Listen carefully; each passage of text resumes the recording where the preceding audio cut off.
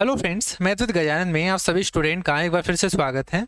आज की क्लास में हम एसएससी सीपीओ 2023 के लिए जो भी स्टूडेंट प्रिपरेशन कर रहा है, तो उन सभी स्टूडेंट्स के लिए लास्ट ईयर जितने भी शिफ्टों में पेपर हुए हैं, उन सभी शिफ्टों के पेपर हम एक एक करके सोल्व करने वाले हैं। बिल्कुल आपको एग्जाम अप्रोच से बताऊंगा कि कैसे आपको एग्जाम में सोल्व करना है, कौन सी आपको अप्रोच लगानी है, ताकि आपका कम से कम टाइम लगे एग्जाम में और कम टाइम में आप अच्छा आउटपुट निकाल सको। ठीक है, और बिल्कुल एक्यूरेसी के साथ कैसे आपको एग्जाम में अटेम्प्ट करना है, वो सारी चीज़ें हम यहाँ पे डिस्कस करने वाले हैं। ठीक है, आज की क्लास में हम स्टार्ट करेंगे 9 नवंबर 2022 को जो शिफ्ट 1 का पेपर है वो हम सोल्व करेंगे बिल्कुल डिटेल में। जितने भी 50 सवाल हैं वो 50 के 50, जिसमें डीआई के सवाल भी होंगे, वो सारे सवाल, ठीक है, वो सभी सवाल आपको एग्जाम अप्रोच से मिलेंगे, कैसे आपको एग्जाम में करना है। तो स्टार्ट करते हैं। देखो, और जो भी देखो नोट्स लेना चाहता है, हैंड रिटन नोट्स हैं वो आप ले सकते हो, कंप्लीट रीजनिंग के, कंप्लीट अर्थमेटिक, और यहाँ से गोल्डन रूल्स, जितने भी इंग्लिश ग्रामर्स के रूल हैं वो जिनको हमें याद करना होता है, वो सारे के सारे रूल आपको यहाँ पे मिल जाएंगे। ठीक है, आप इन नंबर पे व्हाट्सअप कर सकते हो और यहाँ से ले सकते हो, बिल्कुल डिटेल में मिलेंगे सारे के सारे, जितने कंसेप्ट हैं वो सारे, और जितने तरीके हो सकते हैं एक क्वेश्चन को करने के, वो सारे तरीके यहाँ पे मिलने वाले हैं। तो जो भी स्टूडेंट लेना चाहे वो इन नंबर पे व्हाट्सअप कर सकता है। स्टार्ट करते हैं हम। देखो यहाँ से पहला क्वेश्चन आपसे ट्रेन से पूछा गया है कि दो ट्रेन है ए और बी, जिनकी लेंथ है वो 195 मीटर और 165 मीटर है, वो एक ही डायरेक्शन में, सेम डायरेक्शन में चल रही हैं। ए और बी की आपको स्पीड दे रखी है 77 किलोमीटर पर ओवर और 85 किलोमीटर पर ओवर। आपसे पूछा है कि what will be the time taken by them to cross each other, तो एक दूसरे को क्रॉस करने में कितना टाइम लेगा। तो जो टाइम निकालते हैं वो कैसे निकालते हैं कि अगर दो ट्रेनें हैं वो एक दूसरे को क्रॉस करेगी, यानी दोनों की डिस्टेंस, दोनों की जो लेंथ है उनकी इक्वल सम के बराबर उनको ट्रेवल करनी पड़ेगी डिस्टेंस। जैसे ये ट्रेन है और ये अगर इसको, दूसरी ट्रेन है, इसको अगर पार करना है, जिसकी लेंथ मान लीजिए इतनी है, तो जब इसको पार करेगी तो यहाँ से लेके जब वो पार करेगी तो यहाँ से जब आगे चली जाएगी इतनी, तभी तो पार कर पाएगी। यानी जो उसको डिस्टेंस ट्रेवल करनी है वो कितनी करनी होती है, इन दोनों की जो लेंथ है उनके सम के बराबर। तो यहाँ से दोनों के सम निकाल दो लेंथ का, तो 195 और 165 जोड़ दो, कितना हो जाएगा 200, 300, तो यहाँ से कितना हो गया 360, तो टोटल डिस्टेंस होगी 360 मीटर, डिवाइडेड बाय, यहाँ से निकालते हैं रिलेटिव स्पीड। जब सेम डायरेक्शन में चलती हैं तो स्पीड क्या हो जाती है, माइनस हो जाती है, और जब अपोजिट डायरेक्शन में चलेगी, एक इस तरफ और एक इस तरफ, तो दोनों की स्पीड है वो जुड़ जाती है। तो जब सेम डायरेक्शन में चल रही हैं तो स्पीड क्या हो जाएगी, यहाँ से घट जाएगी, तो माइनस कर दो, कितना आ जाएगा यहाँ से 8 किलोमीटर पर ओवर। अब ये किलोमीटर पर ओवर में है, ये मीटर में है, तो इसे कन्वर्ट कर दो मीटर पर सेकंड में, तो 5/18 से गुना कर दो, 8 से डिवाइड कर दो, तो 8 चौक 32, 8 पंजे 40, 5 से डिवाइड करेंगे, 5 नाम 45, 18 इंटू 9 है 162 सेकंड हो गया। आपको एग्जाम में बस ये चीज करनी है, इतना कुछ ये सोचने का है, ये कंसेप्ट का है कि मैंने आपको कंसेप्ट बताया है। बाकी एग्जाम में क्या करना है, इनको जोड़ना है, डिवाइडेड बाय रिलेटिव स्पीड करनी है, उसको सोल्व कर दो, वही आंसर आ जाएगा। नेक्स्ट देखो, एलजेब्रा का सवाल है, ये इस तरीके से है, a-1/a-5 आपको दे रखा है 10, और पूछा है a-5 का क्यूब। तो मैं इस तरीके से बोल दूं कि ये इस तरीके से पूछा है, x³ -1/x³ पूछा है, यानी अक्स क्या है, a-5 है, तो यहाँ पे भी फिर x -1/x चाहिए।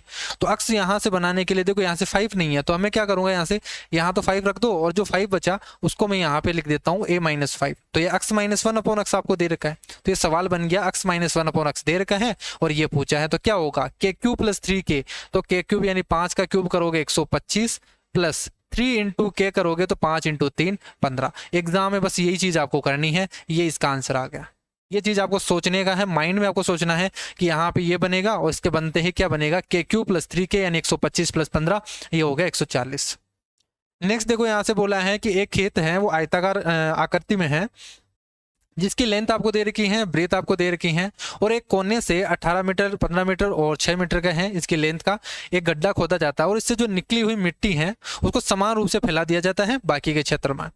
तो बताना इसका स्तर कितना बड़ा। तो जब भी इस टाइप का सवाल आए ना, वैसे इसमें देखो एक बेलन में भी बनता है, सिलेंडर में भी बनता है इस तरीके का, जब हम कुआं खोदते हैं तो उससे जो माटी निकलती है उसको बाहर फैला दिया जाता है, तो इस टाइप का सवाल भी बनता है, और ये कि ये इस टाइप का बनता है। तो दो टाइप के सवाल बनते हैं यहाँ से। तो यहाँ से बोल दिया है इसकी लेंथ है वो कितनी है, 90 मीटर है, चौड़ाई है 75 मीटर है। इसमें से एक खड्डा है जो 18 मीटर और 15 मीटर चौड़ा है और गहरा है 6 मीटर। तो यहाँ से जो मिट्टी निकलेगी उसका वॉल्यूम कितना है, वॉल्यूम का मतलब क्या होता है कि कितना एरिया, मतलब कितनी चीज है।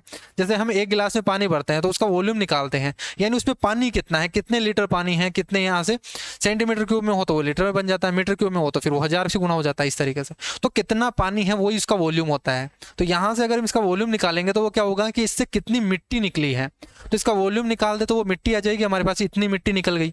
तो 18 इंटू 15 इंटू 6 है, यानी इतनी मिट्टी है 18 इंटू 15, तो ये है 18 इंटू 15 इंटू 6, ये इतनी मिट्टी निकली है और इस मिट्टी को फैलाया गया है बाकी के एरिया में। तो बाकी का एरिया निकाल ले, वो कितना होगा, टोटल एरिया तो हो गया 90 इंटू 75। इसमें से जो बाकी का जो कोना था इसको हटा दे हम 18 इंटू 15 को, तो 18 इंटू 15 को हटा दो, बाकी का एरिया आ गया। और इसमें जब फैलाएंगे तो समान रूप से फैलाया है, तो कितना स्तर बढ़ा है, तो मैं मान लेता हूँ h ऊंचाई तक बढ़ गया इसका स्तर, तो वो h से गुना कर देंगे, तो ये भी वॉल्यूम है, ये भी वॉल्यूम है, दोनों मिट्टी इक्वल हो गई, बस इक्वल कर दो यहाँ से और सोल्व कर देंगे। ये क्या है, देखो जो मिट्टी मैंने निकाली है ना यहाँ से, उसी को मैंने इक्वल कर दिया कि फैलाने में, तो वो वॉल्यूम यहाँ से निकाल लिया, बस यही चीज किया है यहाँ से। तो देखो सोल्व कर देंगे यहाँ से 18 से, तो 18 कॉमन है, तो देखो 18 पंजे 90 और यहाँ से 18 से कट गया, 15 से डिवाइड करेंगे 15.75, ये 15 से कट गया, 25 माइनस 1 24 हो गया, 6/24 यानी 1/4, 1/4 मीटर आ गया आपके पास, इतना स्तर बढ़ गया। ऑप्शन आपको सेंटीमीटर में दे रखा है तो 100 से गुना कर दो, तो कितना आ जाएगा 25 सेंटीमीटर। नेक्स्ट देखो यहाँ से कि एक सेलर है वो 2 kg की जगह गलत वजन का प्रयोग करता है और 25% का प्रॉफिट कमाता है। उसका दावा है कि वह ग्राहकों को कॉस्ट प्राइस पे ही बेच रहा है, लेकिन गलत वजन का प्रयोग करता है, तभी वो बेचेगा, तभी वो प्रॉफिट कमा पाएगा। अगर वो कॉस्ट प्राइस पे ही बेच रहा है कि जितने में खरीदा है उतने ही बेचेगा, तो ऐसे तो प्रॉफिट कमाएगा नहीं, तो उसने गलत वाट का यूज किया है, तभी वो कमा पाएगा। तो 25% का प्रॉफिट कमाने के लिए उसे 2 kg में कितना वजन कम करना पड़ेगा। तो देखो जब भी यहाँ से बोला गया ना, तो बोला कितना है, देखो 2 kg की जगह वो कुछ कम वजन यूज करता है, 2 kg की जगह मैं मान लेता हूँ x kg का यूज करता है। तो ये वेट का रेशियो है, हमेशा ध्यान रखना, जब भी कॉस्ट प्राइस दे रखा हो ना कि सेम कॉस्ट प्राइस पे बेचता है, इसका उल्टा कर देना, वहीं क्या आ जाएगा, इसका प्रॉफिट का रेशियो आ जाएगा कि 2 की जगह वो x का दे रहा है, यानी x की जगह कितना होगा 2 kg हो गया, ये x अनुपात 2 है, इसके प्रॉफिट का रेशियो हो गया। और प्रॉफिट आपसे बोला है कि वो 25% का प्रॉफिट कमा रहा है जब इतने में बेचेगा, तो सेम ही वैल्यू दे रखी है, तो 25% की वैल्यू कितनी हो गई 1/4, यानी 4 रुपए पर 1 रुपए कमा रहा है, 4 रुपए की चीज को वो 5 रुपए में बेचेगा, तभी 25% का प्रॉफिट कमाएगा। बस ये दोनों इक्वल है, यहाँ से सोल्व कर दो, x की वैल्यू कितनी हो गई 8/5, 8/5 का मतलब कितना हो गया 1.6 kg, यानी 2 kg की जगह वो 1.6 kg में दे रहा है, तो यहाँ से कितने kg कम कर रहा है, यानी 0.4, यानी 400 ग्राम। तो वो 400 ग्राम है वो कम यूज कर रहा है, दे रहा है कस्टमर को। नेक्स्ट देखो यहाँ से आपसे बोला है कि ये एक आकृति आपको दे रखी है जिसमें ए बी है, वो वृत्त इसकी रेडियस की दुगने के बराबर है, ए बी की लेंथ है वो 2r है, और बोला है इसका एरिया बताना है ओ ए बी का, इसका एरिया बताना है। तो देखो निकालने का यहाँ पे आपको एरिया वगैरह का इनका फॉर्मूला याद नहीं करना है, देखो आपको यहाँ कंसेप्ट का पता होना चाहिए, कैसे हम एरिया निकालते हैं वो चीज़ आपको पता होनी चाहिए, क्योंकि कितने फॉर्मूले आप याद करोगे।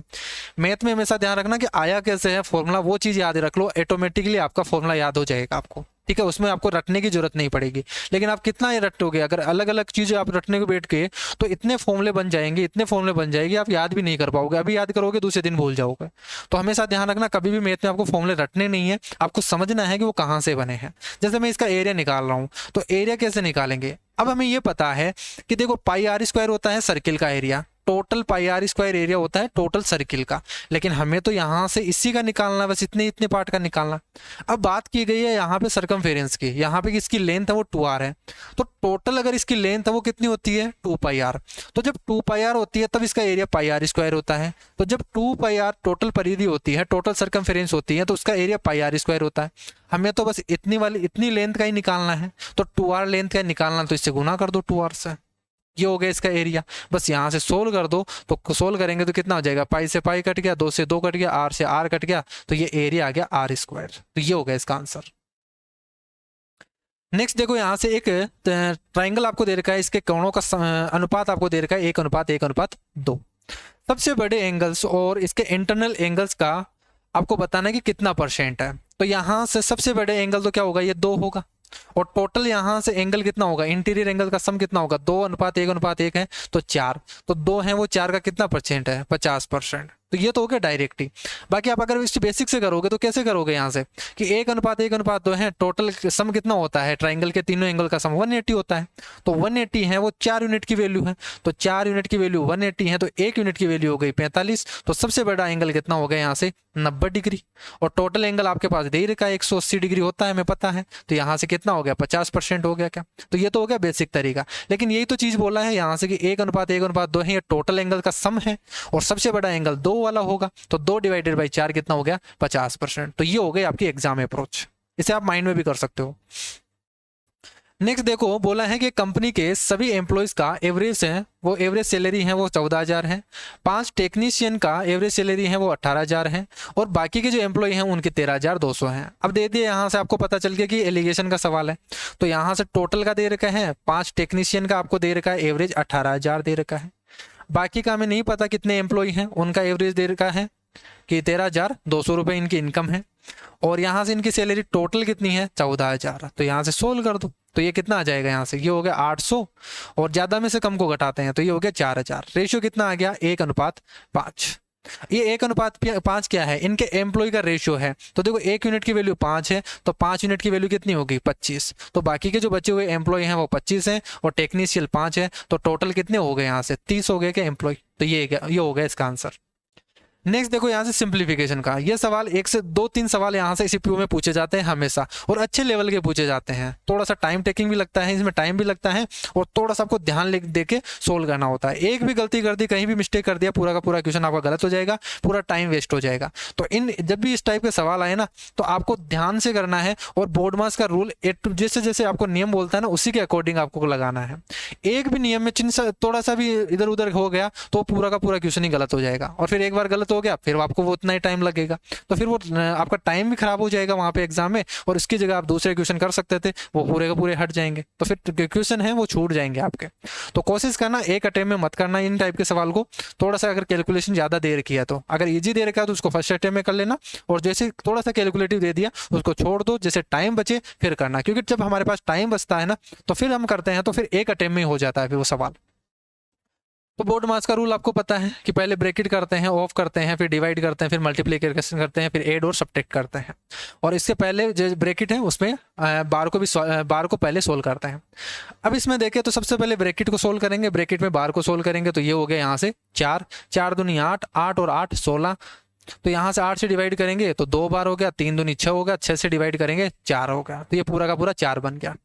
यहाँ से सोल्व करेंगे तो डिवाइड है, तो डिवाइड को सोल्व करेंगे तो उल्टा हो जाएगा, 55/4 हो गया। 11 से काटेंगे तो 5, 2 से काटेंगे 2, तो ये उल्टा हो गया 5/2। तो ऊपर बनेगा 5/2 माइनस। यहाँ से सोल्व करेंगे तो जब भी ये फ्रैक्शन हो ना तो बेस समान बना दिया करो। तो 2 से गुना कर दो ऊपर नीचे तो 10/16 बनेगा। तो 10 + 6 16 डिवाइडेड 16 1 ही बन गया। तो 5/2 - 1 3/2 और ये 4 बन ही रहा था तो 4 + 3/2 ये ऊपर बन गया। नीचे सोल्व करेंगे तो बार बन गया यहाँ से 8, 8 चौक 32 तो ये बन गया 4 प्लस यहाँ ब्रैकेट को सोल्व करेंगे 3 पंजे 15, 6 4 10 15, 15 × 75 ये 5 हो गया। तो आपके पास बन गया ये 8 3 11 डिवाइडेड बाय नीचे 9 है तो 9 दूनी 18। तो ये बन गया 11/18। नेक्स्ट देखो बहुत अच्छा सवाल पूछा गया है इस शिफ्ट का, ठीक है।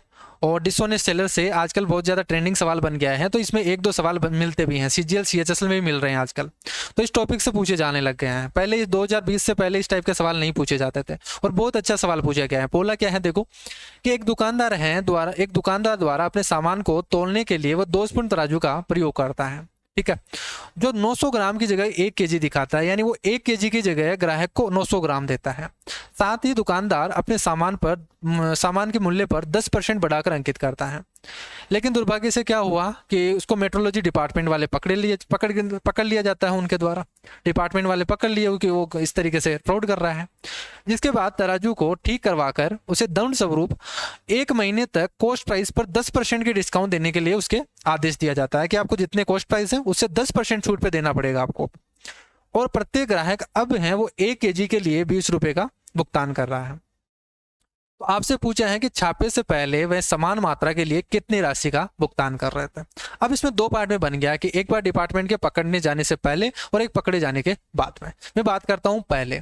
तो पहले ये बोला है कि वो 10% बढ़ा के अंकित करता है कॉस्ट प्राइस को। तो 10% का मतलब 1/10, यानी 10 रुपये अगर कॉस्ट प्राइस है, 10 रुपये अगर कॉस्ट प्राइस है तो वो बेचेगा कितने में, सेलिंग प्राइस 1 रुपये ज़्यादा में बेचेगा 11 रुपये में। लेकिन ये नहीं बोला, केवल एक चीज़ नहीं बोली, उसने ये भी बोला है कि वो 900 ग्राम की जगह 1 kg की जगह वो 900 ग्राम ही देता है, यानी वो 1000 ग्राम खरीदता है, 10 रुपये में 1000 ग्राम खरीदता है और 11 रुपये में देता कितने हैं, 900 ग्राम, इतना ही देता है। तो जो ओवरऑल उसका कॉस्ट प्राइस और सेलिंग प्राइस का रेशियो निकाल सकते हो यहाँ से। तो ओवरऑल जो रेशियो हो गया वो निकाल दो यहाँ से 2 जीरो से, तो ये हो गया 90:110। अब जो ये हो गया ना, अब हम बोल सकते हैं कि वो 90 रुपये में चीज़ खरीदता है और 110 रुपये में बेचता है, तो इस तरीके से वो 20 रुपये प्रॉफिट कमाता है। तो ये रेशियो हो गया आपके पास कॉस्ट प्राइस और सेलिंग प्राइस का ओवरऑल। अब इसमें कुछ भी लेना देना नहीं है कि 1 kg के वो 900 ग्राम दे रहा है, कितना दे रहा है। ये 90 रुपये में 1 kg खरीदता है और 110 रुपये में 1 kg बेचता है, सेम है। अब इसने बोला है कि पकड़े जाने के बाद में उसे 10% छूट पे बेचना पड़ता है, यानी 90 रुपये कॉस्ट प्राइस है ना, तो 90 रुपये से वो कम में, यानी 10% कम में, यानी 9 रुपये कम में, तो वो 81 रुपये में बेचेगा। अब उसको ये आदेश मिला है कि अब उसे क्या करना है, 90 रुपये की चीज को 81 रुपये में देना है। अब बोला है कि ग्राहक है वो 1 kg के लिए 20 रुपये का दे रहा है, यानी 81 यूनिट की वैल्यू आपको दे दी कि 20 रुपये ये है, क्योंकि 81 रुपये में बेच रहा है बाद में, और यही बोला है कि बाद में वो 20 रुपये का पे कर रहा है ग्राहक। तो 81 यूनिट की वैल्यू क्या हो गई, 20 रुपये। तो 81 यूनिट की वैल्यू 20 रुपये है, तो 1 यूनिट की वैल्यू कितनी हो गई, 20/81। पूछा क्या है कि पहले वो कितने रुपए में बेचता था, तो 110 रुपये में बेचता था, तो ये 110 रुपये में। सोल्व कर दो यहाँ से, तो जो यहाँ से आगे 2200 डिवाइडेड बाई 81। अब इसको सोल्व करना है। अब एक कैलकुलेशन का पार्ट हो गया, लेकिन यहाँ पे मैं कैलकुलेशन भी बताऊंगा कि आपको कैलकुलेशन कैसे करनी है, क्योंकि यहाँ पे देखो 2200 डिवाइडेड बाई 81 है। जब आप इसको सोल्व करोगे तो फिर आप इसमें 1 मिनट लगा दोगे तो फिर हो गया आपका पेपर। तो इसमें हम शॉर्ट ट्रिक का यूज करते हैं कि जब भी आपके पास कॉम्प्लिकेटेड डिवीजन आ जाए कि यहाँ पे आपको डिवाइड करना हो ज़्यादा किसी बड़ी संख्या से, जिसके आपको टेबल भी नहीं पता हो और फिर बार बार आपको मल्टीप्लाई करके सोल्व करना पड़े, तो इस तरीके से नहीं करना आपको डायरेक्ट तरीका लगाना है। क्या करना है, देखो जो सेकेंड डिजिट है उसको तो काट दो एक बार। अब 8 से डिवाइड करना आपको, तो 8 दूनी 16, तो 2 बार चला गया यहाँ से, बचा कितना यहाँ से 6 बच गया क्या, तो ये 6 बच गया, यानी बन गया कितना 60। अब इस 60 में भाग नहीं देना आपको, 60 में 8 से डिवाइड भाग नहीं करना। उससे पहले आपको एक प्रोसेस करनी है, क्या कि जो 60 बना है तो 60 में से 2 बार तो ये गया ना, 2 × 1 जिसको हमने काटा था उसको मल्टीप्लाई कर दो, 2 × 1 तो ये 2 बन गया। तो इस 60 में से 2 को घटा दो तो कितना बचा 58। अब इस 58 में भाग देना 8 का, तो 8 से डिवाइड करेंगे तो यहाँ से कितना बनेगा, तो 8 7 56, ये 7 बार चला गया 56 बार, तो बचा कितना 2, तो ये 20 बन गया, ये 20 बन गया। अब इस 20 में से क्या करेंगे, फिर से वही चीज करेंगे, 7 × 1 7, तो 7 घटा देंगे तो बचा कितना 13, तो ये रिमाइंडर हो गया। और यही चीज हम नंबर सिस्टम में करते हैं, रिमाइंडर निकाल देना, तो ये रिमाइंडर हो गया, इसका 13 रिमाइंडर बच गया है। अब आगे सोल्व करना हो तो पॉइंट लगा दो। अब मैं क्यों बता रहा हूँ, देखो यहाँ से, क्योंकि ऑप्शन यहाँ पे चेक करो, 27 point something, 28 point something, 28 point something, 27 point something, देखो एक्यूरेट लगभग बिल्कुल पास पास में दे रखे हैं, तो इसको एग्जैक्ट ही सोल्व करना पड़ेगा। तो ये आपको एग्जैक्ट सोल्व करना आना चाहिए, पॉइंट के बाद में भी सोल्व करना आना चाहिए। तो ये 13 रिमाइंडर बचा। अब इस 13 को क्या करोगे, 8 से डिवाइड करोगे तो 8 बार एक बार चला जाएगा, बचा कितना यहाँ से 5 बच गया, तो फिर से पॉइंट लगाने के बाद ये 50 बनेगा। अब इस 50 में भाग नहीं देंगे, एक कम करेंगे, यानी 1 × 1 है ना, तो एक कम करेंगे 49 बनेगा। अब इस 49 में भाग देंगे तो 8 6 48, तो ये 48 एक बार हो गया, 6 बार चला गया, तो कितना बचा 1 बच गया, तो फिर 10 बन गया। ठीक है, अब इस 10 में से 6 कम करेंगे यहाँ से, तो फिर आगे सोल्व होता जाएगा ऐसे। तो कितना आ जाएगा यहाँ से, आपको 2 डिजिट तक निकालना है, ये आ जाएगा इसका आंसर। क्योंकि मैं यहाँ पे देखो 27.04 भी है, अगर मैं यहाँ 27 तक ही बता देता तो फिर 2 ऑप्शन मैच हो जाते।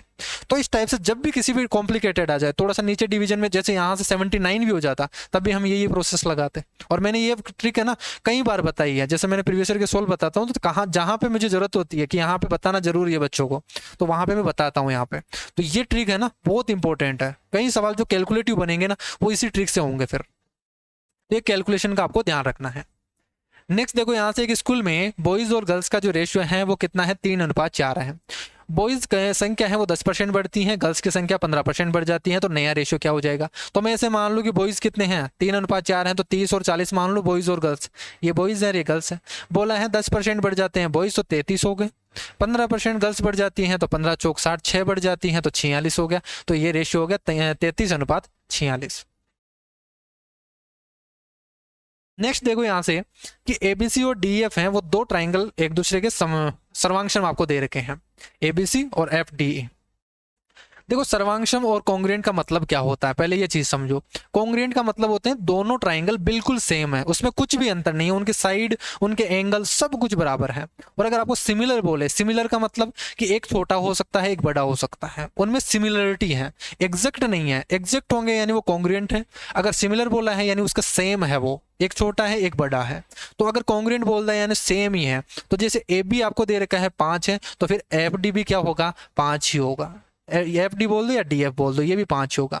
अगर बी एंगल 40 डिग्री है तो डी एंगल भी क्या होगा, 40 ही होगा। अगर ए एंगल है वो आपको 80 दे रखा है, तो ए के सामने वाला एफ है तो ये एफ भी क्या होगा, 80 ही होगा। अब ऑप्शन चेक कर लो कि डी एफ है वो 5 सेंटीमीटर होगा। अब डी दे रखा है, डी दे रखा है, डी है, हम निकाल ही नहीं सकते डी, तो ये तो ऑप्शन होंगे ही नहीं, एक ही ऑप्शन हो गया, बिना सोल के आंसर निकाल सकते हो। बाकी यहाँ से और भी मैच करो तो ई निकालना है, तो देखो डी और एफ का सम कितना हो गया, 120 हो गया, 120 हो गया, तो ई का कितना हो जाएगा, 180 माइनस 120 कर दो तो 60 डिग्री, तो ये हो गया आंसर। नेक्स्ट देखो यहाँ से बोला है कि who are the student who got the highest mark in P1 P2 P3 respectively. तो P1 में हाईएस्ट किसने मिला है, किसको मिला है, विशाल को मिला है। P2 में हाईएस्ट किसका मिला है, विराज को मिला है। P3 में किसको मिला है, यहाँ से मिला है विराज को। तो जो आंसर आ गया विशाल विराज विराज। नेक्स्ट देखो टाइम इनटू वर्क का है, एक निश्चित काम को अक्स को उसी काम को वाई और जेड के साथ मिलकर करने में लगे समय का 3 गुना ज्यादा लगता है। तो अक्स को है, ये आपको टाइम का रेशियो दे रखा है, और मैंने हमेशा बताया है कि जो टाइम का रेशियो होता है उसी का उल्टा क्या हो जाएगा, एफिशिएंसी का रेशियो हो जाएगा। तो बोला है टाइम यानी इसको 1 घंटा लगेगा तो इसको 3 घंटा लगेगा, तो मैं यहाँ से एफिशिएंसी बोल दूं तो एफिशिएंसी क्या हो जाएगी, एफिशिएंसी हो जाएगी 3:1। इसका उल्टा हो जाएगा, यानी ये 1 यूनिट का काम करेगा तो ये दोनों मिलकर कितना काम करेंगे, 3 यूनिट का काम करेंगे। फिर बोला है कि जेड को जितना टाइम लगता है ना, अक्स और वाई को जितना टाइम लगता है उससे 4 गुना टाइम जेड को लगता है। तो 1:4 है तो 4:1 क्या हो जाएगा, ये 4:1 है टाइम का रेशियो, तो 1:4 क्या हो गया, एफिशिएंसी का रेशियो। तो ये हो गया एफिशिएंसी का रेशियो। एफिशिएंसी का मतलब क्या होता है कि वो 1 दिन में या 1 घंटे में कितना काम करते हैं। तो मान लेता हूँ यहाँ से 1 दिन में, क्यों 1 दिन में देखो ये 3 यूनिट का काम कर रहे हैं एक, तो तीनों मिलकर 1 दिन में कितना काम कर रहे हैं, 4 यूनिट का। ये तीनों मिलकर 1 दिन में, आदमी तो तीनों ही सेम है और ये 5 यूनिट का काम करे, ऐसे कैसे पॉसिबल हो सकता है, दोनों सेम ही होने चाहिए, यहाँ से एफिशिएंसी तो सेम होनी चाहिए इनकी तीनों की। तो यहाँ से x plus Y plus Z कितना है, देखो यहाँ 4 + 5, तो जब हम सेम करते हैं रेशियो क्या करते हैं, अपोजिट गुना कर देते हैं इनके सम से। 4 + 1 5 है, इसको 5 से गुना कर दो, 3 + 1 4 है, इसको 4 से गुना कर दो। अब ऑटोमेटिकली आपका सेम बन जाएगा, ये 4:15 और ये बन गया 4:16। अब देखो यहाँ से 15 और 5 20 और 16 4 20, दोनों का सम सेम बन गया, यानी अक्स की एफिशिएंसी 5 है, जेड की एफिशिएंसी 4 है, और इसकी भी हम निकाल सकते हैं। अभी एक चीज यहाँ से बोला है कि तीनों मिलकर 10 दिन में काम करते हैं। अब तीनों मिलकर देखो, तीनों की एफिशिएंसी कितनी है, 20 यूनिट। यहाँ से टोटल समय है ना 15 + 5 20, यानी वो 1 दिन में तीनों मिलकर 20 यूनिट का काम कर सकते हैं। तो 10 दिन तक कितना काम कर देंगे, वो 200 यूनिट का काम कर देंगे। तो 10 दिन तक इतना काम हो गया, यानी टोटल वर्क यही तो है। और इस टोटल वर्क को बोला है कि अक्स और जेड है वो मिलकर कितने दिन में कंप्लीट करेंगे, तो अक्स और जेड 1 दिन में 5 और ये 4 यूनिट का काम कर रहे हैं, तो दोनों मिलकर 9 यूनिट का काम करेंगे। तो 9 यूनिट के हिसाब से इतने दिन लग जाएंगे इसको कंप्लीट काम करने में। तो 200 / 9। अब ये फ्रैक्शन आपको पता है कि 2/9 का निकाल सकते हो। 1/9 की क्या होता है, 11 से 1/9, तो 2/9 की क्या हो जाएगी, 22 से 2/9, तो 22 से 2/9 आ गया इसका आंसर।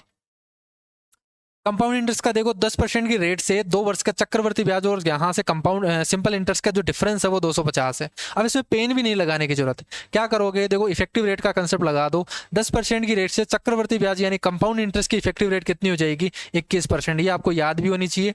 और साधारण ब्याज से कितनी हो जाएगी 2 साल के लिए, 20%। इसका डिफरेंस तो दे रखा है, इसका डिफरेंस कितना हो गया, 1%। 1% की वैल्यू 250 है, तो 100% की वैल्यू कितनी हो गई, 25,000। ये आंसर आ गया। नेक्स्ट देखो ए है वो बी से 7 अधिक है, बी है वो सी से 16 अधिक है, a + b + c आपको दे रखा है, पूछा ही है। तो बोला है कि देखो ए बी सी में बात करें तो बी है वो 16 अधिक है, तो अगर ये x है तो ये x + 16 होगा, और a कितना होगा, 7 ज्यादा होगा b से, तो x + 23 होगा। इनका तीनों का सम है वो 255 है, तो तीनों का सम कर दो यहाँ से। तो तीनों का जो सम होगा वो कितना है, 255 आपको दे रखा, तो तीनों का सम कितना बन गया यहाँ से, 3x + 23 और 16 कर दीजिए यहाँ से, तो 20 30 और 39 ये कितना है, 255। तो यहाँ से x की वैल्यू कितनी आ जाएगी, उन 255 से 39 घटा दो तो कितना बचेगा यहाँ से 40, यानी 216 डिवाइडेड बाई 3 करोगे, 3 7 21 और 3 दूनी 16, सॉरी 3 दूनी 6, तो 72 यूनिट आ गई। एक यूनिट की वैल्यू 72 है, x की वैल्यू 72 आ गई, यानी c की वैल्यू तो 72 हो गई। b की वैल्यू निकालोगे तो यहाँ से कितना हो गया 88 हो गया, और a की वैल्यू निकालोगे तो 88 प्लस 72 प्लस 23 जोड़ दो तो कितना बनेगा 75 और 95, तो ये बन गया। तो यहाँ से बोला है 3a प्लस सी माइनस 4b कितना होगा, तो 3a करेंगे तो 9 तिया 27, तो 5 तिया 15 और 9 तिया 27 और 28, 285 बन गया। c जोड़ेंगे यानी इसमें 72 जोड़ दो तो कितना बनेगा 5 और 2 7, 7 7 14 15 और 357। c के यहाँ से 4 भी माइनस करना है इसमें से, तो 4 भी करेंगे 88 इंटू 4 कर दो तो 8 चौक 32, 3 8 चौक 32 और 3 32 और 3 35, तो 357 में से 352 हटाएंगे तो कितना बचेगा 5। वो पूछा है यहाँ से प्राइम नंबर कौन सी है। प्राइम नंबर का मतलब जो किसी भी संख्या से डिवाइड नहीं हो, केवल एक या खुद से ही डिवाइड हो, वही संख्या क्या होती है प्राइम नंबर होती है। या बोल सकते हैं जिसके केवल और केवल 2 ही फैक्टर हो। 2 फैक्टर कौन से, एक तो एक और एक खुद, ठीक है। 54 है देखो 2 से डिवाइड है, 39 है 13 से डिवाइड है, 68 है 2 से डिवाइड है। केवल एक संख्या है निवासी जो किसी से डिवाइड नहीं है, एक और निवासी के अलावा, तो वो क्या हो जाएगी प्राइम नंबर। अब देखो यहाँ से पूछा है वो आपसे इलेक्शन का टाइप है, तो इलेक्शन के टाइप को मैंने हमेशा एक लाइन में आपको सोल्व करना बताया। देखो कैसे करेंगे, बोला है कि 2 व्यक्ति हैं ए और बी हैं, उनके बीच में चुनाव हुआ। ए को डाले गए वोट का टोटल वोट का 37% मिला है, तो एक व्यक्ति को 37% मिला है तो दूसरे को कितना मिलेगा, बाकी का मिलेगा 100 में से। तो एक को 37% मिल गया तो दूसरे को बाकी का 100 माइनस 37 कर दो तो यहाँ से 63% मिलेगा। अब ये बोला है कि यह दल 338 वोट से हार गया, तो हारा कौन, ये ए वाला हार गया, 37% ही वोट मिले हैं, इसको 33% वोट मिले हैं, तो इनका डिफरेंस ही तो है कि कितने वोट से वो हारा है, यानी उसका डिफरेंस आपको दे रखा है। तो 63 माइनस 37 कर दो यहाँ से, तो कितना बचेगा यहाँ से 3 और 3 6 और 4 2 26%।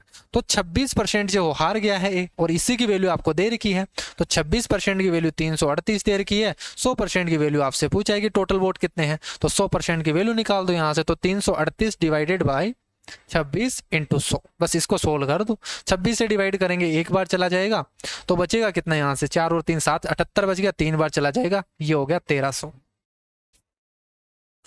नेक्स्ट देखिए what is the difference between the production of company C in 2015 and production of company B in 2018। 2018 और 2015 में आपसे पूछा है कंपनी सी का, तो कंपनी सी का 2015 में, तो सी का कितना है यहाँ से 45 है, और 2018 में बी का बोला है, तो 2018 में बी का कितना है यहाँ से 55 है, तो 10%, सॉरी 10 का हो गया, कितने में दे रखा है लाख में दे रखा है, तो 10 लाख टन हो गया आंसर।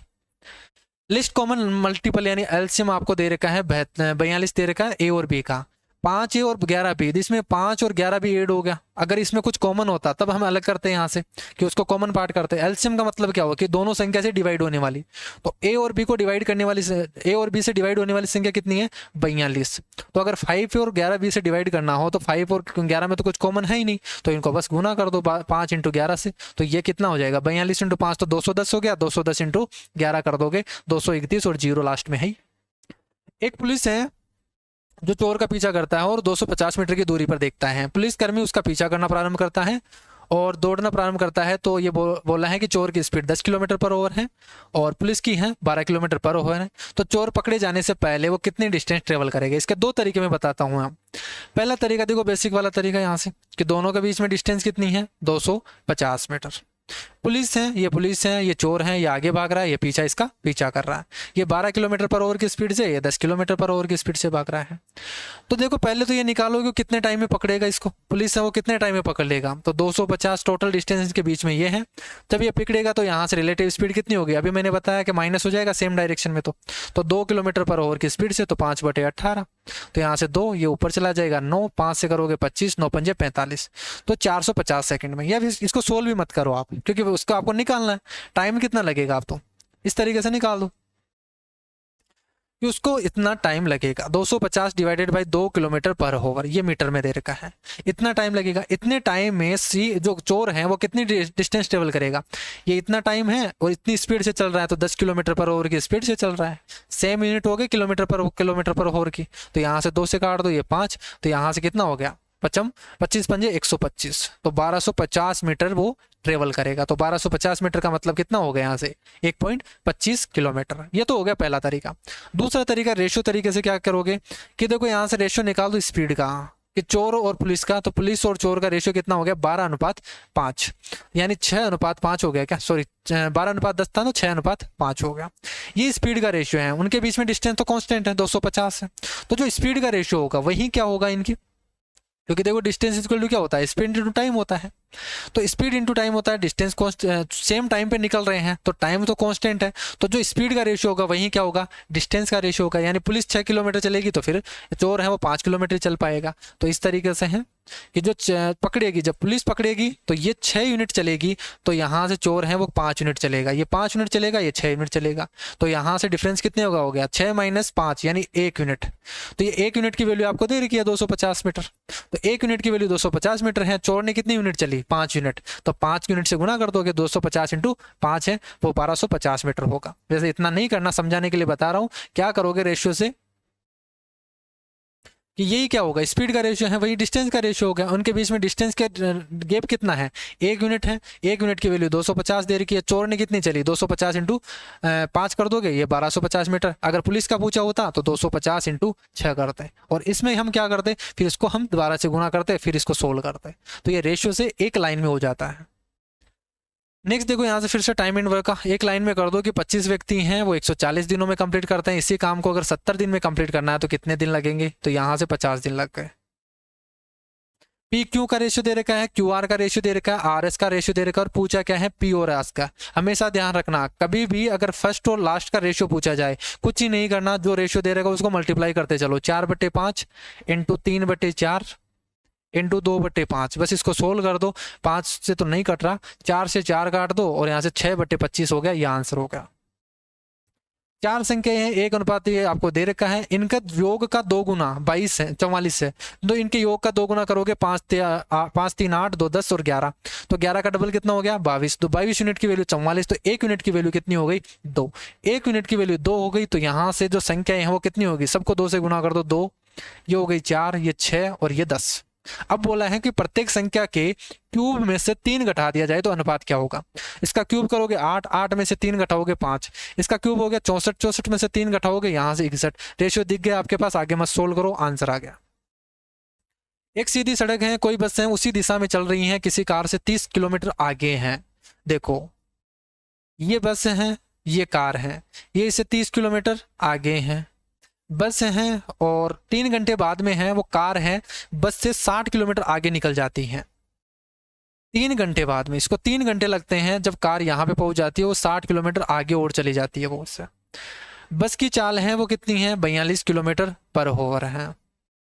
इसका मतलब जो कार की स्पीड है वो क्या होगी 42 से हमेशा ज्यादा होगी। अगर यहाँ पे ऑप्शन में कम दे रखा होता 42 से और एक ही ऑप्शन ज्यादा दे रखा होता, मैं सोल्व भी नहीं करता, वो डायरेक्ट आंसर कर देता। ठीक है, तो इस चीज का भी ध्यान रखना हमेशा आपको, कई बार इस टाइप से ऑप्शन दे देते हैं। तो आपको पूछा है कि कार की स्पीड क्या होगी, तो देखो वही सवाल हो गया, यहाँ से चोर पुलिस वाला सवाल हो गया कि आगे 42 से चल रहा है, इसकी स्पीड बतानी है।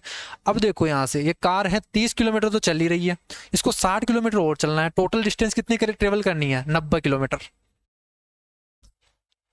तो 90 किलोमीटर चलना है किस स्पीड से, वो हमें स्पीड निकालनी है, रिलेटिव स्पीड ही होगी, वो कितनी होगी देखो यहाँ से कुछ भी या तो अक्स मान लो या इस तरीके से नहीं करो तो ये बोल दो कि ये कितने घंटे में ट्रेवल कर रही है। कार है वो 90 किलोमीटर बोला है ना 3 घंटे में, तो 3 घंटे में ये इसकी क्या आ गई रिलेटिव स्पीड आ गई, ये रिलेटिव स्पीड आ गई। और जो रिलेटिव स्पीड है वही तो आपको क्या है यहाँ से, ये अगर अक्स मानूं तो अक्स -42 होगी ये रिलेटिव स्पीड, ये हो गई रिलेटिव स्पीड। सोल्व कर दो यहाँ से, ये कितना हो गया 30, तो 40 42 इधर आ जाएगा तो 72 किलोमीटर क्या हो गई इसकी स्पीड आ गई। या फिर आप इस तरीके से भी लिख सकते हो कि 90 किलोमीटर है, इसको रिलेटिव स्पीड यानी रिलेटिव स्पीड कितनी होगी x - 42, और ये टाइम हो गया इतना टाइम लगेगा, तो ये टाइम आपको दे रखा है 3, इसको भी सोल्व करोगे तो क्या हो जाएगा ये हो जाएगा। What is the least value of x so that the number ये है ये 9 से डिविजिबल होना चाहिए, इनका सम है वो 9 बनना चाहिए। तो देखो 8 और 1 9 बन गया, 5 और 5 10 है, लेकिन 1 बच गया, 9 तो कट जाएगा, 1 बच गया, 2 और 3 ये 3 बन गया, तो 3 + x है वो 9 से डिविजिबल होना चाहिए। कब होगा जब x की वैल्यू 6 होगी तभी 9 बनेगा।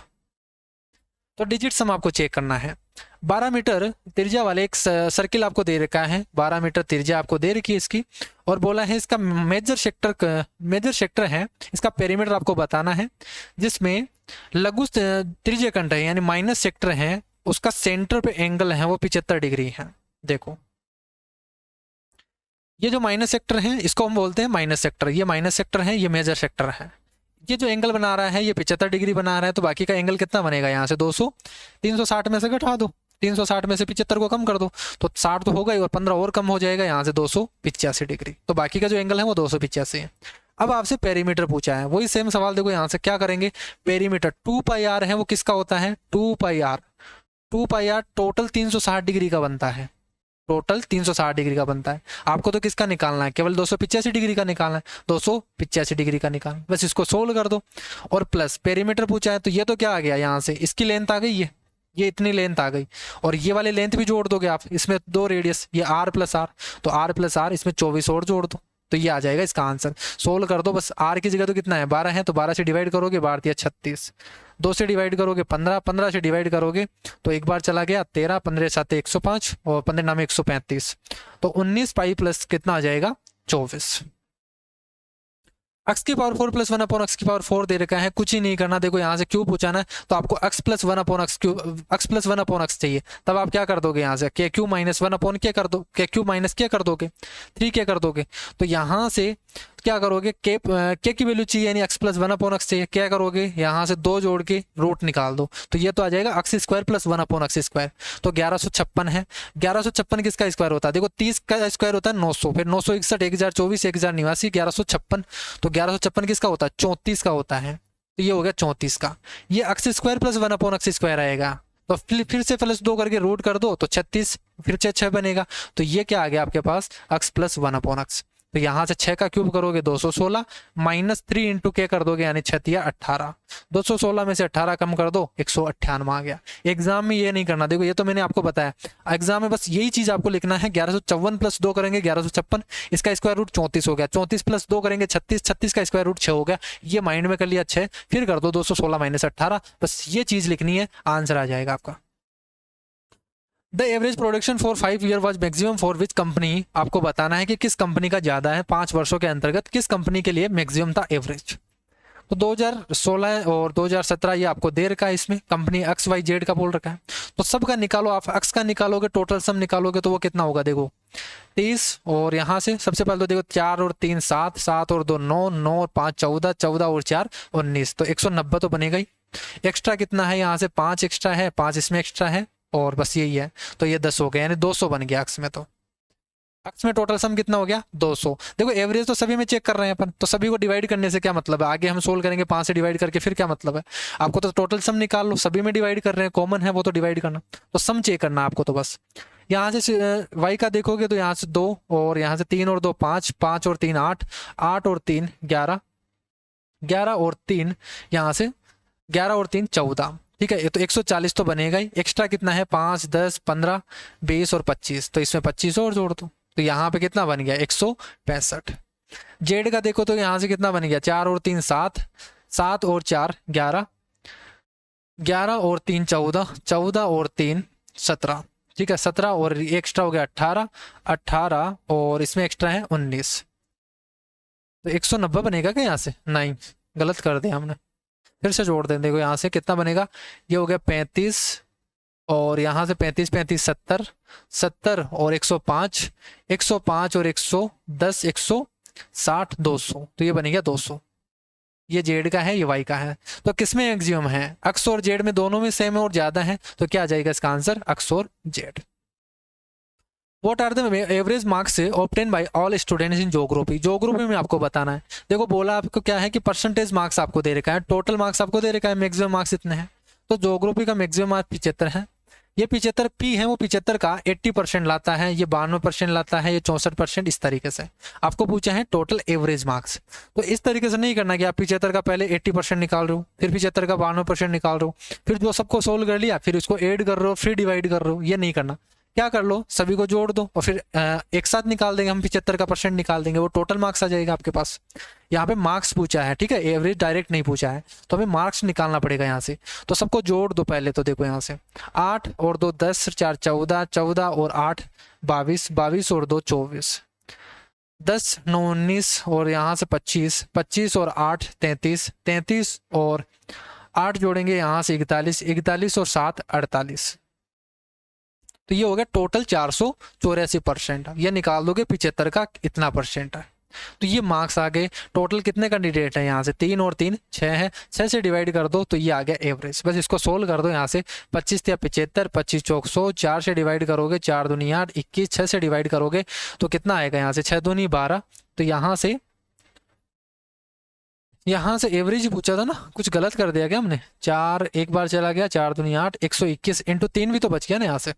तो बार दिया 36 और ये 363 डिवाइडेड बाई 6 करोगे तो 6 चिंगा 36, तो 60.5 आ गया इसका answer. What are the average marks in percentage obtained by अक्स। अक्स के द्वारा आपको बताना है कि कितना परसेंट उसको मिला है। अब देखो यहाँ से बोला है कि 300 में से उसको कितना मिला, परसेंटेज में है, ये भी परसेंटेज में है, तो उसको 70% मिला है। तो मैथ्स में तो 300 का 70% कितना हो गया, 7 या 21 यानी 210 नंबर। फिजिक्स में उसको कितना मिला, अक्स को 90% यानी 9 या 27, तो 270 नंबर मिले हैं। 200 में से उसको 95% मिला, यानी 5% नंबर ही कटे हैं उसके, तो 10 नंबर कटा है यानी 190 नंबर आए हैं उसके। 100 में से 80% मिला यानी 80 नंबर मिले हैं। 100 में से 75% मिला यानी 75 नंबर मिले। टोटल मार्क्स उसको इतने मिले हैं। तो यहाँ से जोड़ दो, 5 7 7 14 15, 15 और 10 25 और 25 और 7 32, 3 हो गया, 3 2 5 2 7 और 1 8, 825 मार्क्स मिले हैं। कितने में से, टोटल निकाल दो, 3 3 6 2 8, 8 और 2 10, 1000 में से 825 यानी 82.5% प्राप्त हो गए क्या उसको। नेक्स्ट सोल्व करो, यहाँ से क्यूब रूट बोला है 27 44। देखो 27 44 किसका होता है, 13 का होता है, 92 देखो 11 का होता है 13 31, 11 का होता है 13 31, 12 का होता है यहाँ से 17 28, 13 का होता है 21 97, 21 97, 21 का कितना, सॉरी यहाँ से 13 का 21 97 होता है, 14 का कितना होता है 27 44, 15 का होता है 33 75। ठीक है, ये आपको 20 तक याद करने हैं। तो यहाँ से 15 का, सॉरी 14 का हो गया 27 44, तो यहाँ से रूट हो गया 14, माइनस का आएगा इनटू 216 है माइनस 6 हो गया, डिवाइडेड बाई इसका क्यूब रूट करेंगे तो 4 डिवाइडेड बाई यहाँ से 9, माइनस माइनस कट जाएगा, 4 से डिवाइड करोगे तो ये 3 बार, ये 7 बार, 21 इंटू 9 कर दो 189 आंसर आ गया। नेक्स्ट देखो यहाँ से अक्स की वैल्यू ये दे रखी है, आपसे पूछा है ये सवाल। अब देखो ट्रिग्नोमेट्री में आप वैल्यू पुट करके भी सोल्व कर सकते हो। जैसे ये सवाल है, आप यहाँ पे थीटा की वैल्यू पुट कर दो, यहाँ से 45 डिग्री पुट करके चेक कर लो कि यह सेम बन रहा है क्या बन रहा है, या फिर बेसिक से कर लो। ये तो पहला तरीका हो गया, या आप खुद कर सकते हो। दूसरा मैं बेसिक तरीका बता देता हूँ कि इसको बेसिक तरीका से कैसे करते हैं, क्योंकि कई बार पुटिंग मेथड से नहीं होता है, तो बेसिक तरीका आपको आना चाहिए। ठीक है, तो यहाँ से आप वैल्यू पुट करके देख सकते हो, 45 पुट करके देखोगे, दोनों में पुट करके देख लो, अगर सेम बन रहा है तो ये अक्स आ जाएगा, अगर सेम नहीं बन रहा है तो फिर इसमें चेक करके देख लोगे तो वो बनेगा। बेसिक तरीका मैं बता देता हूँ।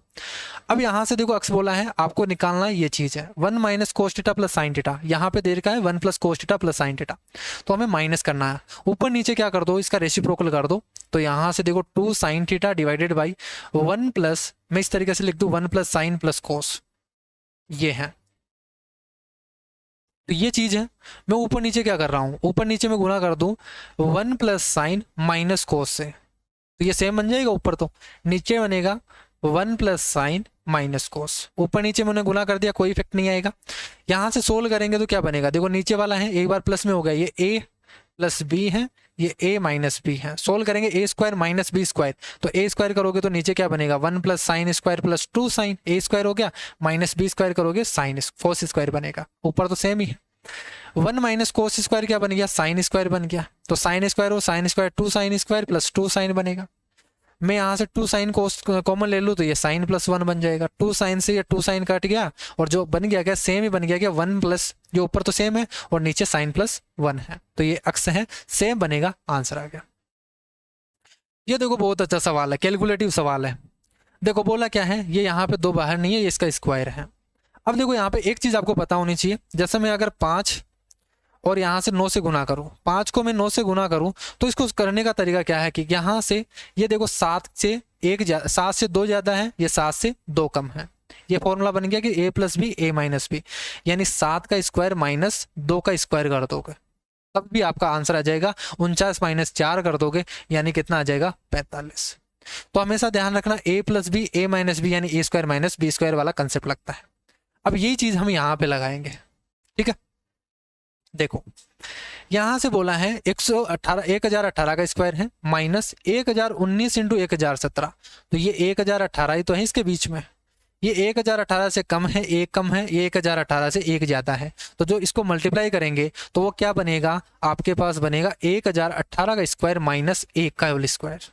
क्या बनेगा 1018 का स्क्वायर माइनस 1 का स्क्वायर, ये बन जाएगा। इसको सोल्व करेंगे, ये माइनस तो है ही, 1018 से 1018 का गया माइनस माइनस प्लस हो गया, यानी इतनी टर्म है, इसका आंसर आ गया 1। क्लियर है।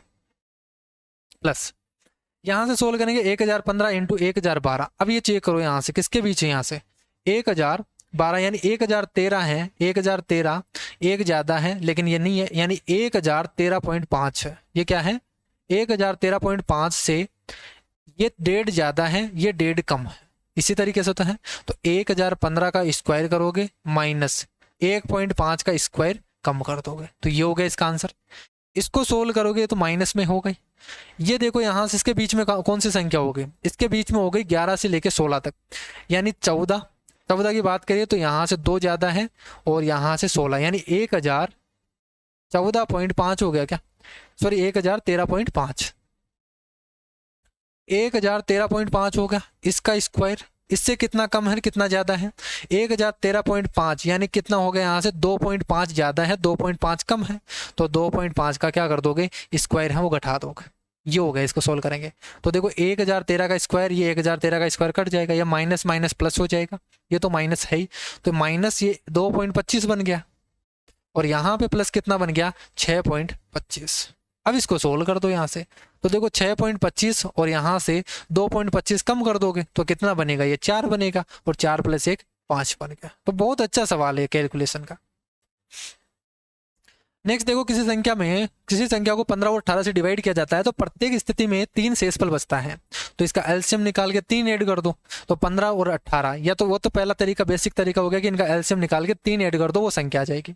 दूसरा तरीका आप यहाँ क्या कर सकते हो, ऑप्शन चेक कर लो डायरेक्ट कि 15 और 18 से डिवाइड करने पर 3 शेषफल बचना चाहिए, तो 15 से डिवाइड करेंगे तो देखो यहाँ से 15 6 की 90, 3 शेषफल बच ही नहीं रहा है यहाँ पे, तो 15 6 की 90, इसमें 3 बच रहा है, 18 से डिवाइड करेंगे 18 5 90, 3 बच रहा है, ये आंसर होगा। या बेसिक तरीका क्या होगा, 15 और 18 का एलसीएम ले लो, वो कितना होगा 90, 90 में 3 जोड़ दो, ये आ गया 93।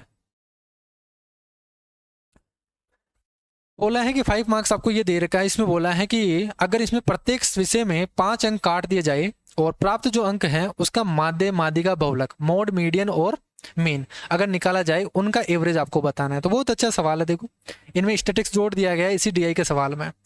तो सभी में से 5 कम कर दिया तो बचेगा कितना, यहाँ से 50, यहाँ से 85, यहाँ से 70 और यहाँ से 75 और यहाँ से बच गया 85। अब इसका यहाँ से बताना है, सबसे पहले यहाँ से मीन निकाल लेते हैं अपन, मीन का मतलब माध्य, तो माध्य टोटल सम निकाल दो, कितना बनेगा यहाँ से 5 10 15 हासिल 1 चली जाएगी, तो 8 5 13 14 14 और 7 21 21 7 28 28 और 8 36, तो ये बन गया 365 total sum divided by numbers of, यहाँ से कितने हैं 3 और 2 5, टोटल 5, तो 36 2 72, यानी इनका एवरेज आ गया 73, मीन आ गया 73। मीडियन निकालना हो तो मीडियन क्या होता है, मीडियन होता है इसको असेंडिंग ऑर्डर में, ठीक है, बढ़ते हुए क्रम में लिख दो, बीच वाली संख्या हो जाएगी। तो देखो 5 है ना, तो यानी तीसरे नंबर की जो संख्या होगी वो क्या हो जाएगी, इसकी मीडियन हो जाएगी। तो मिनिमम से आपको मैक्सिमम तक चलना है असेंडिंग ऑर्डर में। सबसे पहले कौन आएगा 50 आएगा, उसके बाद में 70 आएगा, उसके बाद में 75 आएगा, तो इसका मीडियन है वो कितनी हो जाएगी, तीसरे नंबर की 75। बहुलक क्या होता है, बहुलक जो बार बार जो यानी सबसे ज्यादा बार रिपीट हुआ है वही इसका बहुलक होगा, तो यहाँ से इसका बहुलक यानी कितना हो गया, पीछे 85 है वो 2 बार आया है, तो मोड है वो कितना आ गया इसका 85। इसका एवरेज निकालना है, तीनों का जोड़ दो, यहाँ से कितना बनेगा 5 और 3 8, 8 5 13, हासिल 1 चली जाएगी, 8 8 16, 16 और 7 23, तो 233 डिवाइडेड बाई 3 कर दोगे, सोल्व कर दो, 3 7 21, 2 बचेगा यहाँ से 3 7 21, तो 77 पॉइंट समथिंग आएगा, ये आंसर हो गया। नेक्स्ट देखो 2300 रुपये को वो 2024 में बेचता है, कितना डिस्काउंट मिला, तो कितना डिस्काउंट मिल गया उसको 2300 की चीज को 2024 में, यानी 6, 30 और 70, यानी ये तो हो गया 2100 और 276 रुपये का उसको डिस्काउंट मिला है। कितने पर 2300 पे, इंटू 100 कर दोगे, सोल्व कर दो यहाँ से 23 और 23 दूना 46। फिर से देखो यहाँ से सिंप्लीफिकेशन का सवाल आ गया।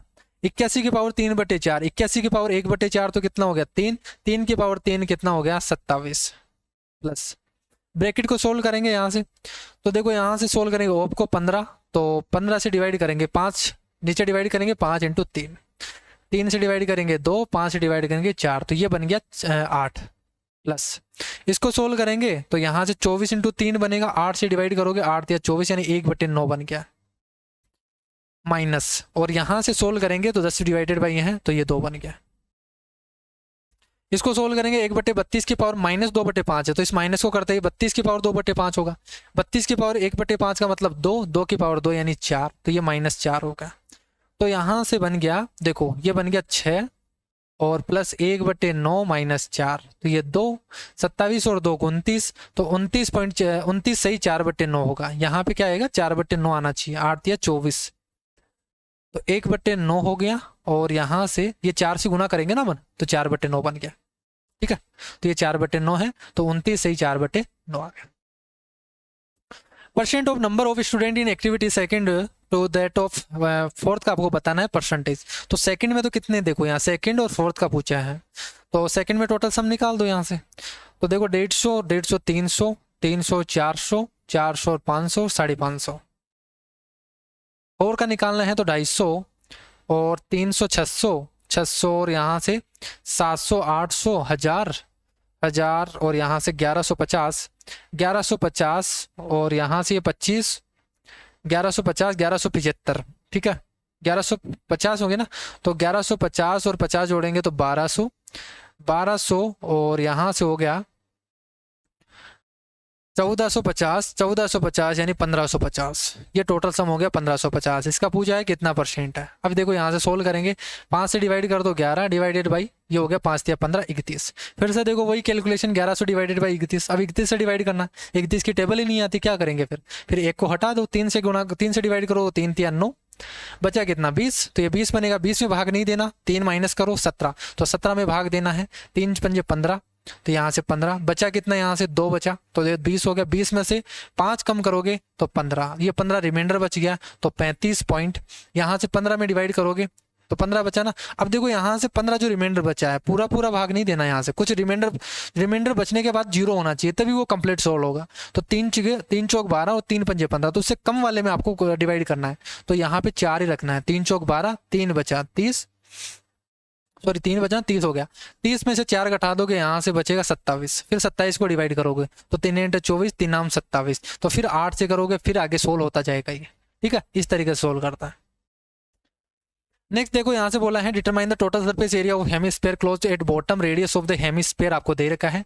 अर्धगोले का त्रिज्या आपको टोटल पृष्ठ क्षेत्रफल बताना है, तो कितना होगा 3 पाई आर स्क्वायर, तो 3 पाई आर स्क्वायर है 25/पाई, पाई से पाई चला गया 75 आंसर आ गया। एक बेलन की ऊंचाई और आधार का रेशियो आपको दे रखा है 7:5 है, वॉल्यूम आपको दे रखा है, संपूर्ण पृष्ठीय क्षेत्रफल आपको बताना है। बहुत अच्छा, मतलब बहुत कैलकुलेटिव सवाल है, अगर आप एग्जाम में करोगे ना तो इस सवाल को आपको छोड़ना ही पड़ेगा, इस टाइप का सवाल है ये सवाल। देखो मैं बेसिक से बता देता हूँ यहाँ पे। बेसिक से एक चीज होती है इसमें डायरेक्ट हम थोड़ा सा कॉमन सेंस लगाते हैं, एक चीज वो, तो दोनों तरीके बता देता हूँ। जैसे इसका वॉल्यूम, इसका टोटल सरफेस आपसे पूछा है, तो वो क्या होगा 2 pi are, are plus H होगा। इसका रेशियो दे रखा है 7:5, एग्जैक्ट हमें नहीं पता, तो इस तरीके से होगा 7x और 5x होगा, इस तरीके से मान लो। तो यहाँ पे जो होगा वो 2 पाई आर की वैल्यू कितनी हो गई 5x, तो into 5 into R plus H है, ये हो गया 13, 5 और 7 12, तो ये 12 x स्क्वायर होगा। ठीक है, ये होगा इसका आंसर। अब यहाँ से x की वैल्यू निकालनी पड़ेगी, इसके लिए निकालने के लिए इसने वॉल्यूम दिया है, वो कैसे निकालेंगे कि 5 ये हैं वॉल्यूम है, तो पाई आर स्क्वायर एच करोगे तो pi R square 25x square into H करोगे 7x, तो ये हो गया आपके पास 25 इंटू 7 x क्यूब है, इसकी वैल्यू दे रखी है ये दे रखी है। ठीक है, और यहाँ से पाई की वैल्यू 3.14 पुट करनी है। अब इस कैलकुलेशन को कौन सोल्व करेगा बताओ? वहाँ पे एग्जाम में सोल्व कर सकते हैं क्या अपन? अगर मैं यहाँ पे भी नहीं सोल्व कर सकता इस कैलकुलेशन को, तो क्योंकि यहाँ पे एक्स क्यूब और इसको सोल्व करना पड़ेगा इस तरीके से, और ये एग्जैक्ट भी नहीं होगा। देखो 3.14 से डिवाइड करना पड़ेगा, और ये कट भी नहीं रहा है यहाँ से। आप 25 से देखोगे, यहाँ से 25 से पूरी तरह डिविजिबल नहीं है। 7 से डिवाइड करोगे वो भी डिविजिबल नहीं है। 3.14 से करोगे तो वो तो पॉइंट में चला गया, यानी 314 से डिवाइड करना है तो वो वैसे नहीं होगा। और यहाँ से 2 से भी डिवाइड नहीं हो रहा, तो बहुत कैलकुलेटिव सवाल बन गया। और जब आप इसको सोल्व करोगे ना तो ये बनेगा इस तरीके से 26 पॉइंट समथिंग 999 इस तरीके से, यानी 27 बनेगा। और एक्स की वैल्यू फिर 3 आएगी, और फिर 3 यहाँ से करोगे यानी 9 से गुना करोगे, तब इसको सोल्व करोगे तब आंसर आएगा, ये होगा। तो एक बहुत ज़्यादा कैलकुलेशन सवाल हो गया ये, ठीक है। इसके लिए आप बस जब इस टाइप का सवाल आ जाए ना कैलकुलेशन वाला, वैसे तो नहीं कर पाओगे यहाँ से एग्जाम में, लेकिन आप क्या लगा दो यहाँ से, एक दिमाग लगा दो कि ये तो एक्स स्क्वायर मान ले, कुछ भी होगा, हमें नहीं पता एक्स स्क्वायर क्या होगा। लेकिन एक चीज़ मैं ये कह सकता हूँ कि ये जो संख्या होगी ना, ये देखो यहाँ से 12 आ गया, 12 में 3 छुपा हुआ है, यानी जो संख्या है ना वो 3 से तो पूर्णतः डिविजिबल होगी। इसका तो हम बोल सकते हैं कि 5 है। अभी आप बोलोगे 5 से भी डिविजिबल होनी चाहिए, तो 5 से डिविजिबल है ही नहीं। तो 5 इंटू 2 है, वो 5 इंटू 2 मिलके कोई भी ऑड और इवन नंबर, 5 से कोई भी इवन नंबर मल्टीप्लाई होती है तो वो 10 बन जाता है, यानी वो पॉइंट आगे खिसक जाता है, वो पॉइंट में काउंट हो जाएगा। फिर जैसे पॉइंट में आएगा तो वो 10 से गुना होते हैं, वो पॉइंट हट जाएगा वो इस तरीके से। तो फिर 5 और 2 को तो हम काउंट ही नहीं करेंगे यहाँ से, ठीक है। तो एक चीज जो है ना वो क्या है कि 3 से मल्टीपल होगी, तो 3 से मल्टीपल होगी। और यहाँ से देखो ऑप्शन जो क्वेश्चन बनाया ना वो इसी टाइप से बनाया, ये तीनों ऑप्शन 3 से डिविजिबल नहीं है। देखो 9 है, 3, यहाँ से 2 और 3 है, 5 बच गया, 3 से डिविजिबल नहीं है। 9 है, 3 है, 4 और 2 6 है, 1 बच गया, 3 से डिविजिबल नहीं है। 9 है और यहाँ से 5 और 6 है, 5 और 2 7 बन गया, 3 से डिविजिबल नहीं है। केवल एक ऑप्शन है 3 से डिविजिबल, ये इसका आंसर हो जाएगा। What is the total production of model A mobile in 2020 and mobile E in 2019? ठीक है, ए का आपको बताना है 2020 में, तो ए का बताना है 2020 में, तो कितना है यहाँ से, ये है 40%, और आपको टोटल दे रखा होगा यहाँ से 2020 में 65 लाख है, तो 65 लाख का 40% करोगे तो कितना होगा, 65 का 40% यानी 6 दूनी 12, 26 लाख हो गया। यहाँ से 40 लाख का आपको बताना है 2019 में ई का, 2019 में ई का बताना है, यानी ई कौन सा है, ये वाला। तो ये हो गया 75 से लेके 90 तक, ठीक है, यानी 15%। तो 15% निकालोगे 40 का, तो 15 चौक 60, यानी 6 लाख हो गया। 26 और 6 32 लाख हो गया, आंसर आ गया। Find the year in which the list numbers of tree are axed, यानी सबसे कम जिसमें काटे गए ना वो आपको बताना है। अब इनको देखो सब जोड़ने का काम होगा, ये बहुत मतलब आपके पास यही चेक करेगा कि इतनी मतलब आपको स्पीड है, कैलकुलेशन स्पीड है, तब आप कम टाइम में सोल्व कर पाओगे। ईयर में पूछा है यानी सभी का आपको जोड़ना है, तो देखो कितना हो गया, 20 30 और 50 और ये 60 तो हो गई। और यहाँ से 8 8 16 16 और 5 और जोड़ दोगे तो 21, तो ये हो गया यहाँ से 81। इसमें जोड़ोगे यहाँ से 18 दूना 36, या फिर वैसे जोड़ो 2 और 2 4 5 और 6 60 तो बनेगा ही, प्लस 8 8 16 16 और 3 19 19 और 24 24.5 और जोड़ोगे इसमें, तो ये बनेगा 84.5।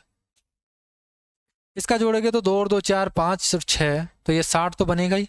3 4 3 7 7 और 8 15 15 और 7 22, तो 22 और 1 23, तो ये 23 और जोड़ दो इसमें, तो ये बनेगा यहाँ से 83। इसमें जोड़ोगे तो यहाँ से कितना बनेगा, 2, यहाँ से हो गया 2 और 3 4 और 5 50 तो बनेगा ही। और यहाँ से 9 दूनी 18 18 और 4 22 22 और 6 28 28.9 होगा, 28.9 होगा। तो 5 और 2 7 78.9 हो गया। 2020 में जोड़ोगे तो यहाँ से 2 और 2 4 2 6 और 1 7 70 तो बनेगा ही। और यहाँ से 2 और 1 3 3 और 10 10 और 11, तो ये बन गया यहाँ से 81। सबसे कम किस में है, 78.9 है, इसी में कम है, ये हो जाएगा इसका आंसर। एक व्यापारी है, वो अपने माल पे क्रय मूल्य से 26% ज़्यादा मार्कअप करता है, फिर 12% का डिस्काउंट देता है। तो एक सक्सेसिव का हो गया, पहले वो बढ़ाता है और फिर 12% का डिस्काउंट देता है। तो 26% बढ़ा के तो डायरेक्ट कर दो 26 माइनस 12, 26 माइनस 12 करोगे यानी 14, माइनस 26 इंटू 12, तो 26 इंटू 12 कितना हो गया, 260 तो एक होगा, और 52 और जोड़ दो इसमें, 260 और 52 जोड़ोगे यानी 312। तो 312 डिवाइडेड बाई 100 करोगे यानी 300, 3.12, तो 14 में से 3.12 घटा दो 10.88 आ गया। एक्स की पावर वही सेम सवाल हो गया, यहाँ से 2 जोड़ के 49 बनेगा 7 हो गया, फिर से 2 जोड़ के रूट करोगे 3 हो गया, तो ये x प्लस 1 अपॉन एक्स आ गया। 3 माइनस 2 कितना आ गया, 1 आ गया। ये देखो यहाँ से सेक थीटा -1 है, सेक को 1 अपॉन कोस लिखेंगे तो 1 माइनस कोस डिवाइडेड बाई यहाँ से बनेगा 1 प्लस कोस, कोस से कोस तो कट जाएगा और यहाँ से ये बन गया।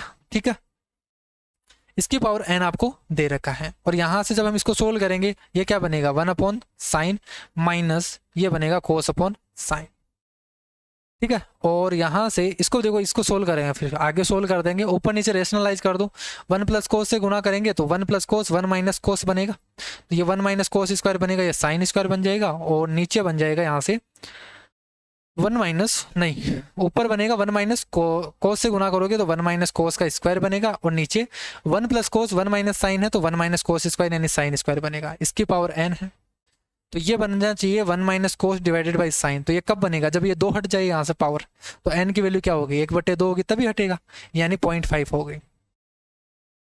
ABC में आपसे बोला है कि ट्राइंगल है ABC, इसमें बोला है कि D है वो BC के पैरेलल है, AC भी आपको दे रखा है, ये वाला एंगल है ये 40 डिग्री है, तो जब पैरेलल दे रखा है तो ये 40 है तो ये करस्पॉन्डिंग एंगल ये भी क्या होगा 40 ही होगा। DAE और ADE, DAE यानी ये वाला एंगल और ये वाला एंगल का सम पूछा है, तो ट्राइंगल का 2 एंगल का सम पूछा है, 180 में से 40 कम कर दो 40 आ गया। एक क्यूब का वॉल्यूम आपको बताना है जिसका पृष्ठीय क्षेत्रफल सरफेस एरिया बोला है 54, तो 6a स्क्वायर की वैल्यू आपको दे रखा है 54, तो a स्क्वायर की वैल्यू हो गई 9, a की वैल्यू हो गई 3, वॉल्यूम कितना हो गया a क्यूब यानी 27। इस टाइप के सवाल भी आते हैं। Sec square theta minus tan square theta common लोगे 16 वो 1 बन जाएगा, आंसर आ गया। 2 सेकंड के सवाल। यहाँ से एलिगेशन का सवाल हो गया, वापस से 2 किस्में हैं 300 और 375 हैं, 3:2 में मिला दिया गया, तो 300 इंटू 3 यानी 900 प्लस 375 इंटू 2 तो 375 36 2 कितना होता है 75 होता है, यहाँ से डिवाइडेड बाई 3:2 में मिला है 3 + 2 5, 9 और 1650 है, 1650 को 5 से डिवाइड करोगे तो 32 यानी 33 से हो गया, 330 हो गया। लास्ट सवाल देखो, 2 cos स्क्वायर थीटा -1 है तो ये तो क्या हो गया cos 2 थीटा का फॉर्मूला है, ये cos 2 थीटा का फॉर्मूला है। यहाँ से सोल्व करोगे एलसीएम लोगे तो नीचे बनेगा 1 - tan स्क्वायर थीटा, ऊपर बनेगा ये क्या बन गया, ऊपर देखो a + b का whole square plus a - b का होल स्क्वायर। आपको पता होना चाहिए ये क्या बनता है 2a square plus b square, अगर यहाँ पे माइनस होता तो ये बनता है 4ab। याद रखना ये फॉर्मूला इंपॉर्टेंट है, तो डायरेक्ट सोल्व कर लेते हैं, नहीं तो फिर आपको स्क्वायर सोल्व करना पड़ेगा। तो a दोनों स्क्वायर हैं तो 2a square plus b square बनेगा, तो 2 1 + tan स्क्वायर बनेगा, ये बनेगा। तो मैं यहाँ से इसको तो बाहर रख दूँ 1 प्लस, अब एक फॉर्मूला आपको पता होना चाहिए 2 cos थीटा का, cos 2 थीटा का ये होता है 1 - tan square upon 1 + tan square, 1 - tan square upon 1 + tan square, तो ये 1 अपॉन cos 2 थीटा ही है, तो 1 + cos थीटा 1 cos 2 थीटा से cos 2 थीटा से cos 2 थीटा कट जाएगा और बच गया क्या 2। और sin 2 थीटा का याद रखना, यहाँ से sin 2 थीटा का tan के पदों में क्या होता है 2 tan theta upon 1 + tan square theta, ये इंपॉर्टेंट है। ठीक है, तो ये 50 सवाल थे। आई होप आपको सारे के सारे सवाल हैं अच्छी तरीके से समझ में आए होंगे और ये वीडियो अच्छी लगी होगी, तो कमेंट करके मुझे ज़रूर बताना। ठीक है, और एक चीज़ आपसे ये पूछनी थी कि ये सीपीयू की जो सीरीज चल रही है क्या इसको कंटिन्यू करें, या फिर जो भी स्टूडेंट मेंस की तैयारी कर रहा है सीजीएल की, या उसके लिए प्रिपेयर करें अपन, क्योंकि सीजीएल के लिए मैं 2010 से लेके 2010 से लेके अभी तक जितने भी सवाल बने हैं वो टॉपिक वाइज हम करने वाले हैं। ठीक है, तो जो भी स्टूडेंट मेंस की तैयारी कर रहा है एक बार कमेंट मुझे कर देना कि कितने स्टूडेंट इंटरेस्टेड हैं कि हम मेंस की स्टार्ट करें, ठीक है, या फिर हम इसी को कंटिन्यू करें उसके बाद में हम कंटिन्यू करें, तो अपनी राय जरूर दे देना कमेंट बॉक्स में। और इसकी पीडीएफ है आपको टेलीग्राम चैनल पे मिल जाएगी, तो नीचे डिस्क्रिप्शन बॉक्स में उसकी लिंक है, वहाँ से ज्वाइन कर लेना और वहाँ से डाउनलोड कर लेना। ठीक है, और जो भी नोट लेना चाहता है वो ले सकता है, व्हाट्सएप में नंबर मैंने आपको बताए हैं या फिर नीचे लिंक दी हुई है वहाँ पे भी आप ले सकते हो। ठीक है, आई होप आपको अच्छी तरीके से समझ में आया होगा, और आज की क्लास में इतना ही। नेक्स्ट क्लास में मिलते हैं एक नई शिफ्ट के साथ, तब तक के लिए bye bye, take care, thank you.